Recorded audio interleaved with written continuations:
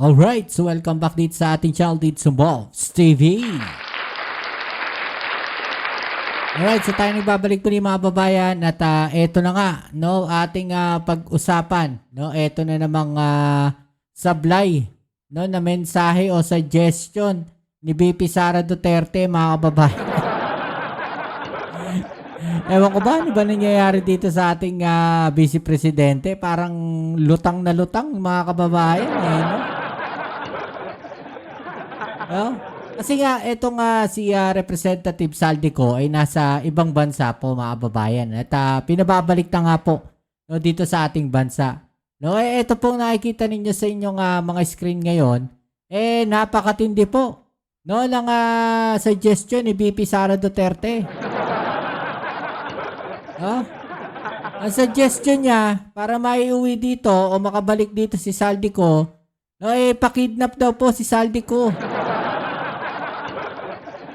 Saan ba naman nakakita ng ganyang klaseng suggestion ng Vice President, mga kababayan? Talagang wala na tayong makikitang magandang sasabihin talaga nitong mga to, mga kababayan. No, netong pamilya Duterte, netong si VP Sara Duterte. Ewan ko, no? Ba't parang tuwan-tuwa pa, no? Itong mga didilis na to, mga kababayan. No, pagka ganyan yung sinasabi ni Sara, no, ni Sara Duterte, ng Vice President, parang tuwan-tuwa pa sila, no? Di mo malaman nasa align pa ba mga pag-iisip ng mga to? Okay, so yan ang ating alamin ngayon at pag-uusapan. Pero syempre, bago ang lahat, please don't forget to subscribe at pakilike naman po ang ating video ngayon.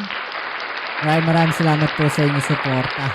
Okay, so ito, mga kababayan, ito yung balita ngayon, no? Kalat na kalat to, mainit na mainit. Mukhang lutang na naman tong si VP Sara. Ito po, panoorin muna natin tong balita, mga kababayan, para mas maintindihan natin yung konteksto. Tapos pag-usapan natin, okay? So ito po yan. Pinalagan ng Malacanang ang mga bagong puna ni Vice President Sara Duterte. Kabilang dyan kung bakit hindi magawang dukutin na lang ng opisina ng Pangulo si Congressman Zaldico para ibalik sa bansa. Di ba, mga babayan? Magandang suggestion ba yun? No, mula sa Vice President, tinuruan niya pa, no, itong ating Pangulo, mga babayan, na gumawa ng hindi maganda. Di ba? Tapos, ganito lang kasimple yan logic niya, mga babayan. Pagka ginawa ng Pangulo natin yan, no, sasabihin nila, oh, di ba? Gawain nyo. Ganyan yung ginawa ninyo. Di ba? Ganyan yung ginawa ninyo, no, sa dating Pangulong Duterte. Diyan kayo magaling, mangidnap. Yan yung yan yung akusasyon nila di ba? So yun yung sinasabi nila ngayon, mga babayan. Di ba? At kung bakit hindi magawang ipakulong sa Kamara si Congressman Martin Romualdez. Nakatutok si Ivan Bakit ipapakulong sa kamera si Romualdez? Di ba? Marina. May isinang pa bang kaso kay Romualdez? Sa pag-usad ng mga investigasyon sa mga nabisong palpak na flood control projects na pinagkakitaan lamang umano, puna ni Vice President Sara Duterte. Bakit kayo lang kumilos si Pangulong Bongbong Marcos gayong nung isang taon pa niya umano sinabing may nangyayaring hokus-pokus sa budget? Hindi. Ang tanong natin, ibalik natin sa kanya yung tanong, mga babayan. No, bakit hindi kumilos ang dating Pangulong Duterte nung sinabi niya na may mga korupsyon sa DPWH? Diba? Bakit ngayon ka naghangal-ngal? Bakit hindi mo yan sinabi nung panahon ng tatay mo nakaupo? Diba, mga babayan? Simpleng logic lang Diba? Pinupuna mo ngayon yung administrasyon dahil dyan sa mga korupsyon sa DPWH. Samantalang panahon pa ng tatay mo, no, ng dating Pangulong Duterte, no, may korupsyon na sa DPWH. At umamin pa siya na siya mismo corrupt. Diba? Bakit yung sinasabi mo ngayon, hindi mo sinabi sa kanya noong panahon na siya ang nakaupong Pangulo? Bakit? Diba? May something ba? Kinusto din niya ang sinseridad ng Malacanang sa paghabol sa mga nasa likod ng anomalya. Partikular niyang binanggit ang nag-resign na si House Speaker na si Nakakatawa na lang itong sila BP Sara, mga kababayan no. Parang wala na silang ibang masabi, no? Parang binobola na lang itong mga DDS. No, yung mga taong bayan, niloloko na lang din nila. No? Kasi lahat ng mga nangyayari na to, especially ito, isa na to, no, yung corruption sa DPWH. Nangyayari na yan nung panahon ng mga Duterte.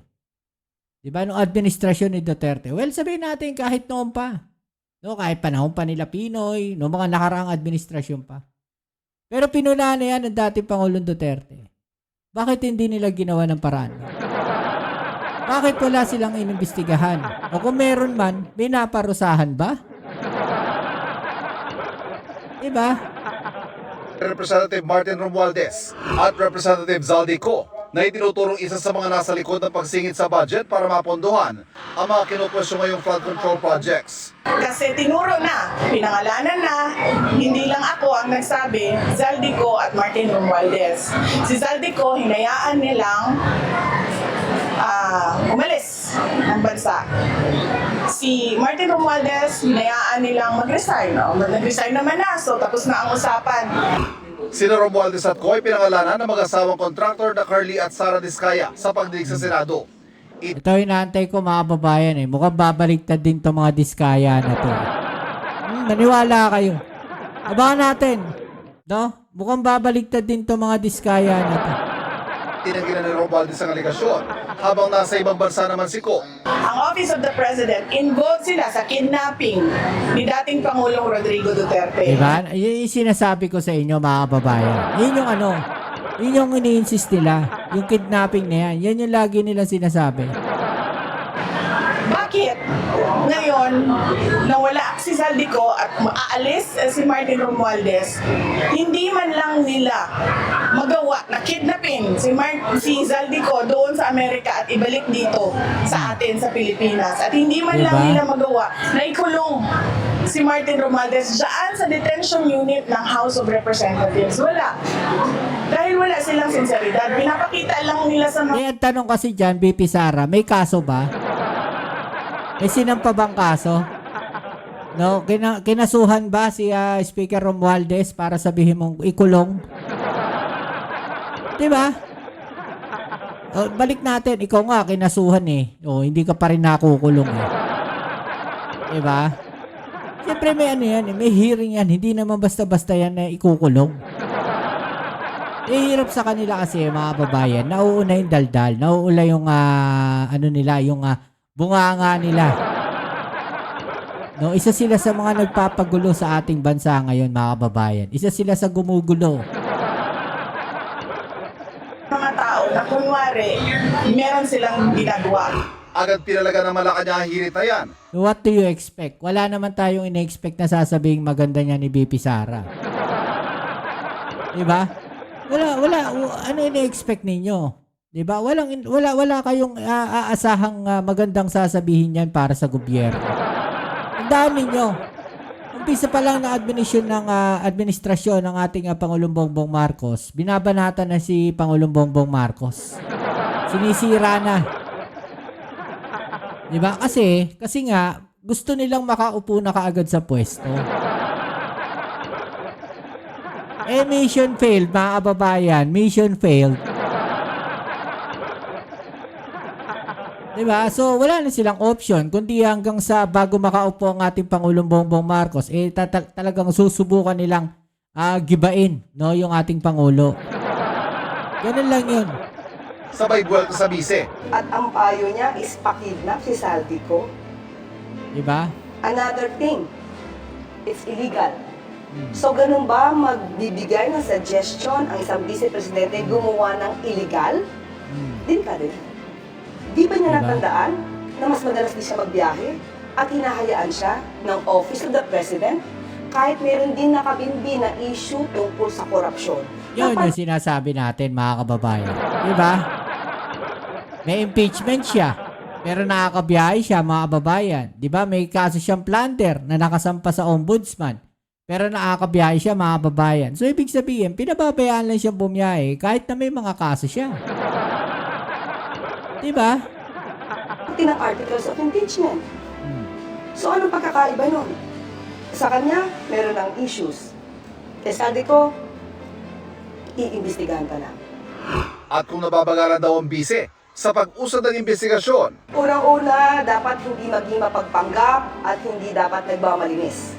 Tandaan natin ang Pangulo, siya ang nagsimula ng pag-iimbestiga na ito. Tama. Mabagal, dahil inaalam ng Pangulo kung ano ang katotohanan. Hindi tulad ng mga nakaraang administrasyon, kailangan ituro lang, yun, patay agad. Hindi ganun ang Pangulo. para sa GMA Integrated Diba, mga babayan? Tukhang agad. Ito, ano sabi dito? Hindi magandang manggaling mismo sa isang vice presidente ang mungkahi, no? Na ipakidnap ang isang mambabatas na isinasangkot sa maanumalyang flood control project, no? Di ba? Ang payo niya is ipakidnap si Saldico, ganun ba magbibigay ng suggestion ng isang vice presidente ang gumawa ng illegal? Delikado 'yun. No? Anong ginawa ng ating gobyerno, mga kababayan? Ito, no? Travel clearance ni Representative Saldico, binawi ni Speaker Faustino D, mga kababayan. No?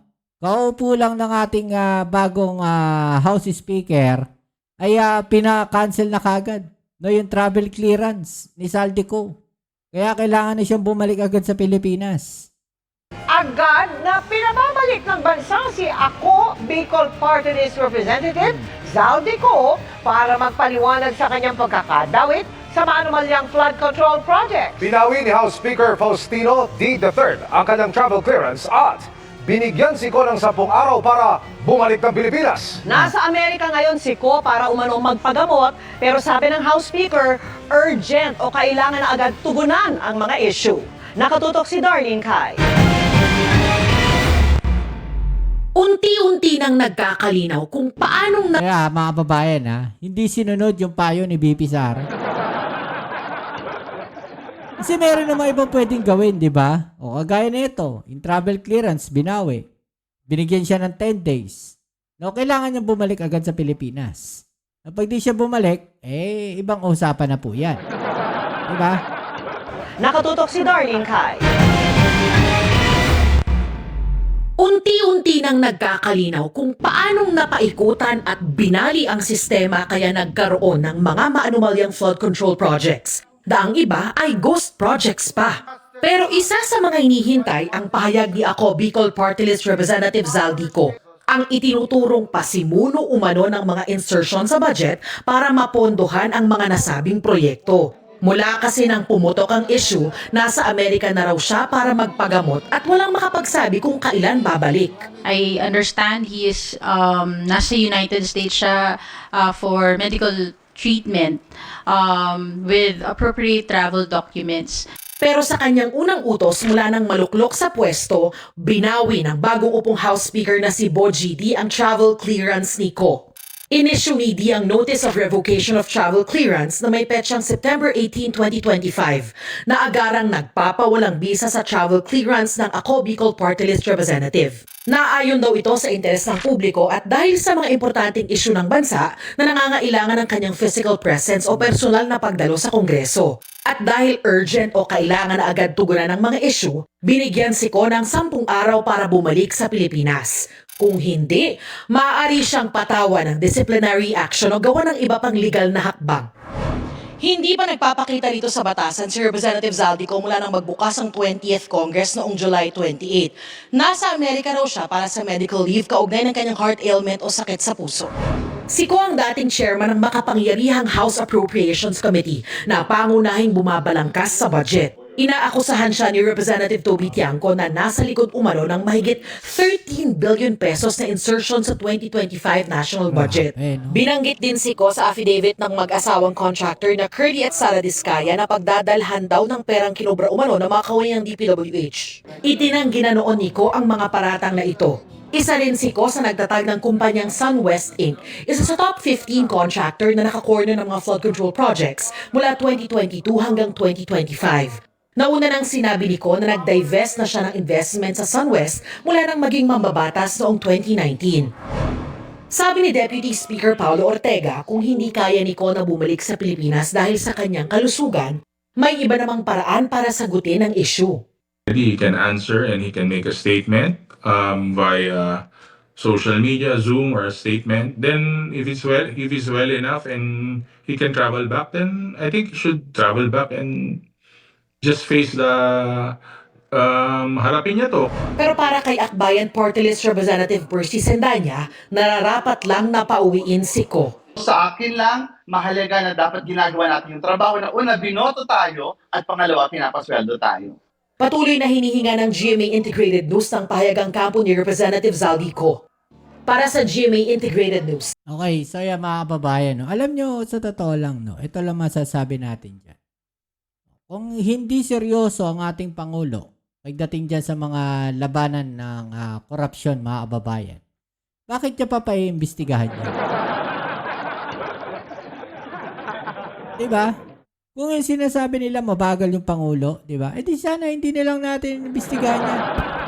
Hindi nilang pinaimbestigahan yung mga yan, yung korupsyon na yan. Kung hindi pinaimbestigahan yung mga kababayan, may masasabi pa rin yung mga DDS na yan. Yan ang problema sa kanila. No? May gawin yung Pangulo natin, may nasasabi sila. Hindi kumilos yung Pangulo natin, may masasabi pa rin sila. Diba? Hindi mo malaman saan nanggagaling yung utak ng mga yan. Oh. Ano masasabi niyo dyan mga babayan? No? I-comment na lang sa ibaba niyo mga opinion at atin yung pag-usapan. Alright? So yan muli, maraming salamat sa lahat ng mga patuloy na kasuporta dito sa ating channel. Kita-its po tayo sa ating next video upload. Ito muli yan yung Kuya Mobs sa Mobs TV. Peace. I'm out.